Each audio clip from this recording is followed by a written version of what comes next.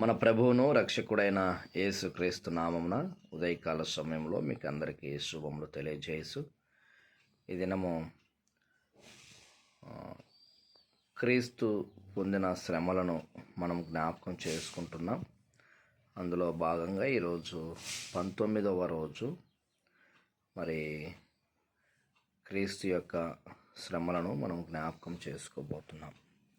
ప్రియులారా, మీ అందరికీ ప్రభు నామమున వందనములు తెలియజేయచ్చు. వాక్య భాగంలోనికి మనం వెళ్దాం. యెషయా గ్రంథం 53వ అధ్యాయము 11వ వచనాన్ని మనం చదువుకుంటే, అతడు తనకు కలిగిన వేదనను చూసి తృప్తి నొందును.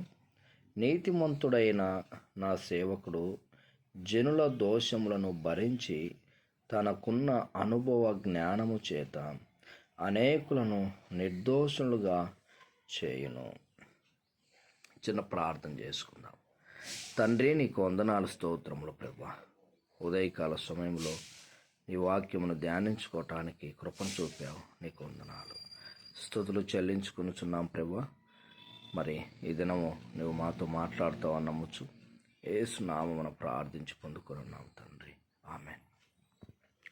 ప్రియులారా, మీకు అందరికీ శుభములు తెలియజేసు. ఇక్కడ మనం చదువుకున్న వాక్య భాగమును జ్ఞాపకం చేసుకున్నట్లయితే, యెషయా గ్రంథము 53వ అధ్యాయము 11వ వచనంలో మనం ఏం చూస్తున్నాము ఇక్కడ అనంటే, జనుల దోషములను భరించి తనకున్న అనుభవ జ్ఞానము చేత అనేకులను నిర్దోషులుగా చేయును. జనుల దోషము అనేది మనకి ఇక్కడ కనపడుతూ ఉంది. జనుల దోషము అంటే ప్రజలు ఏమైపోయారనంటే దోష శిక్షకు అర్హులుగా ఉన్నారండి. అంటే పాపమునకు అర్హులుగా ఉన్నారు. మనం చూస్తాం, అందరూ ఏ భేదము లేదు, అందరూ పాపం చేసి దేవుడు అనుగ్రహించు మహిమను పొందలేకపోతున్నారు అనే మాటను మనం చూస్తాం కదా. అంటే భూమి మీద నీతిమంతుడు అనేవారు ఎవరు లేరు. భూమి మీద నీతిమంతులుగా ఉన్నటువంటి వారు ఎవరు లేరు. అందరూ పాపం చేసినటువంటి వారు, అందరూ దోష శిక్షకు అర్హులుగా ఉన్నటువంటి వారు. మరి ఎవరు తప్పించాలి ఈ శిక్షను? ఎలా పోతుంది ఈ శిక్ష? ఏంటండి, మనం శిక్షను అనుభవించడానికి సిద్ధంగా ఉన్నామా? శిక్షను అనుభవించడానికి సిద్ధంగా ఉన్నామా? దోష శిక్షను అనుభవించటానికి మనం సిద్ధంగా ఉన్నామా? అయితే మనము మన యొక్క పాపం వల్ల మనకు శిక్ష పడుతుంది. మనం శిక్ష అనుభవించాలి. అయితే ఆ శిక్షను మన మీద నుండి తప్పించటానికి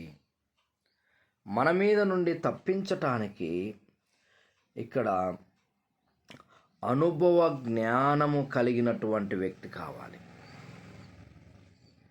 అనుభవ జ్ఞానం కలిగిన వ్యక్తి కావాలి. జ్ఞానం లేకపోతే నాకేమండి, నేనెందుకు భరిస్తాను ఆ శిక్ష అని అంటారు. అందుకనే ఇక్కడ అనుభవ జ్ఞానము కలిగినటువంటి వ్యక్తి ఒక ఆయన ఉన్నాడు. ఆయనే మన ప్రభువు అయిన యేసుక్రీస్తు ప్రభువారు. ఆయన అనుభవ జ్ఞానం కలిగినటువంటి వ్యక్తి. ఆయన అనుభవ జ్ఞానం కలిగినటువంటి ఒక దైవ కుమారునిగా యేసుక్రీస్తు ప్రభువారు ఆయన ఈ లోకానికి మనిషిగా దిగి వచ్చాడు. ఈ దైవ జ్ఞానము, అనుభవ జ్ఞానము కలిగినటువంటి ఈ వ్యక్తి ఏం చేశాడనంటే, మన యొక్క పాపములన్నిటినీ కూడా క్షమించి తనపై మోసుకున్నాడు. తన వీపుపై మోసుకున్నాడు అనే మాట మనం చూస్తాం. మన పాపములన్నిటినీ కూడా ఆయన తన వీపుపై మోసుకొని మనకు నిర్దోషత్వాన్ని తీసుకొచ్చాడండి. ఎంత గొప్ప అద్భుతమైనటువంటి మాట చూడండి. మరి అక్కడ మనం చూస్తే నిర్దోషులుగా చేయును. నిర్దోషులుగా చేయును. ఒకప్పుడు మనం దోషులుగా ఉన్నాం, శిక్షకు అర్హులుగా ఉన్నాం, శిక్షకు గురి అయిన వారిగా ఉన్నాం. అయితే యేసుక్రీస్తు ప్రభువారు మానవునిగా ఈ లోకానికి వచ్చి, మనుష్య కుమారునిగా ఈ లోకానికి వచ్చి ఆ శిక్ష నుండి మనల్ని తప్పించాడు.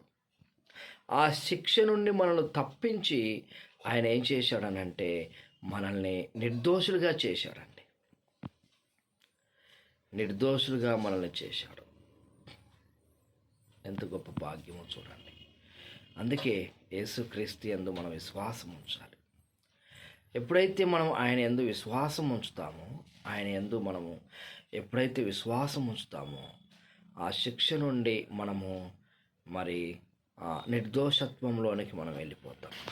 ప్రియులారా, దేవుని బిడ్డలారా, దేవుని సన్నిధిలో చేరిన మనము, దేవుని గురించి వింటున్నటువంటి నీవు నిజంగా నిర్దోషివేనా? క్రీస్తు నిన్ను నిర్దోషిగా చేశాడా? మళ్ళెందుకు దోష శిక్షణలోనికి వెళ్ళిపోతారు? మళ్ళెందుకు దారి తప్పి తొలగిపోయి శిక్షకు గురవుతారండి? ఒకసారి యేసయ్య తన సొంత రక్తం ద్వారా, తన సొంత స్వరక్తము ద్వారా నిన్ను విడుదల చేస్తే, విడుదల పొందినటువంటి నీవు మరలా ఎందుకు పాపపు కాడి కిందికి వెళ్ళిపోతున్నావు? ఈ దినము దేవుని వాక్యం ద్వారా మన యొక్క ఆత్మీయ స్థితిని కాపాడుకుందాం, పరీక్షించుకుందాం. ఏంటి, ఎలాగుంది మన స్థితి అనేది మనం ఆలోచన చేద్దాం. యేసయ్య నీ కొరకు మరణించాడు, ఇది నిజం. యేసయ్య నీ కొరకు తన సొంత రక్తాన్ని నీ కొరకు కార్చాడు, ఇది నిజం. ఆయన నీ కొరకు తిరిగి లేచాడు, ఇది కూడా నిజమే కదా. ఇదంతా నిజమైనప్పుడు మనం ఎందుకు మరలా మరలా తప్పిపోతున్నామండి? ఆత్మీయ స్థితి నుండి మనం ఎందుకు తప్పిపోతున్నాం? కనుక ప్రియులారా, దేవుని బిడ్డలారా, వాక్యాన్ని వీక్షిస్తున్న మనము ఆలోచన చేద్దాం. ఈ శ్రమల దినాల్లో దేవునితో మనం ఎలా అనుసంధానమై ఉన్నాం, ఎలా మనము దేవునితో అనుసంధానమై ఉన్నాం. వెరీ వెరీ ఇంపార్టెంట్ అండి. మన జీవితాల్లో చాలా అవసరం అండి. మన జీవితాలకి మన స్థితిని మనం కాపాడుకోవడం, మన ఆత్మీయ స్థితిని మనం కాపాడుకోవడం, దేవునిలో మనం ముడిపడి ఉండడం. అక్కడ మనం చూస్తున్నాం చాలా అద్భుతమైన మాట ఏంటనంటే, అనుభవ జ్ఞానము చేత అనేకులను నిర్దోషులుగా చేయును. అనుభవ జ్ఞానము. మన దేవుడు, మన తండ్రి, మన ప్రభువు, మన రక్షకుడు, మనలో రక్షిస్తున్నటువంటి వ్యక్తి ఆయన ఆషమాషమైన వ్యక్తి కాదు. ఆయన అనుభవ జ్ఞానముతో నిండినటువంటి దేవుడు అండి. అందుకనే తండ్రికి అక్కడ మనం చూస్తున్నాం, అతని నలుగగొట్టుటకు యెహోవాకు ఇష్టమాయను, ఆయన అతనికి వ్యాధి కలగజేసెను, అతడు తన్ను తానే అపరాధ పరిహార్థ బలి చేయగా అతని సంతానము చూచుచు అతడు దీర్ఘాయుష్మంతుడగును. యెహోవా ఉద్దేశము అతని వలన సఫలమగును. అబ్బా, ఎంత గొప్ప మాట అండి. దేవుని ఉద్దేశం అతని వల్ల సఫలమగును. దేవుని ఉద్దేశం సఫలమగును. అందుకనే అతని నలగగొట్టుటకు యెహోవాకు ఇష్టమాయను. యేసుక్రీస్తు ప్రభు వారిని నలగగొట్టడానికి తండ్రికి ఇష్టమైనట్టుగా చూస్తున్నాం. ప్రియులారా, యేసయ్య నీ కొరకు నలుగగొట్టబడాడండి. యేసయ్య నీ కొరకు తన శరీరం అంతా కూడా నాగటి సాలల్లాగా, శరీరం అంతా కూడా గాయములతో ఆయన దెబ్బలు తిన్నాడు. ఇన్ని శ్రమలు, ఇన్ని వేదనలు, ఇన్ని అవమానాలు నీ కొరకు, నా కొరకు భరిస్తే మనం ఆత్మీయ స్థితిలో ఉండకుండా మరలా ఎందుకు పడిపోయే స్థితిలోకి వెళ్ళిపోవాలండి? యేసయ్య నీ కొరకు మరణించాడు, తిరిగి లేచాడు.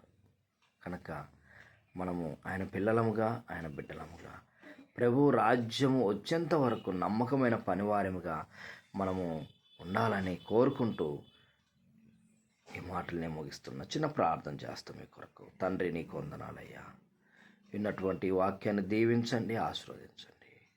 మా ఆత్మీయ స్థితిని కాపాడుకోవటానికి దేవా కృప అనుగ్రహించండి. మహిమతో నింపుతావని నమ్మొచ్చు. యేసు నామమున ప్రార్థించి పొందుకున్నాం తండ్రి. ఆమేన్. తండ్రి నీకు